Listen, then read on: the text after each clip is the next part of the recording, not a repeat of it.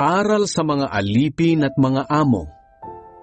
Mga alipin, sundin niyo ang inyong mga amo rito sa lupa ng may katapatan, paggalang at pagkatakot na parang si Kristo ang pinaglilingkuran ninyo.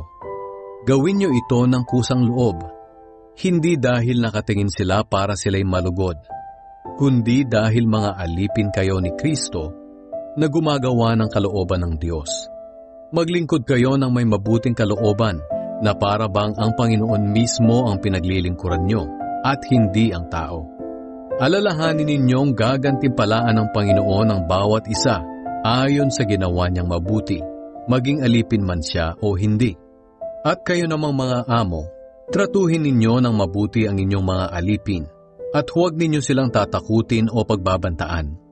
Dahil alam naman ninyong kayo at sila ay may iisang amo sa langit at wala siyang kinikilingan kahit sino.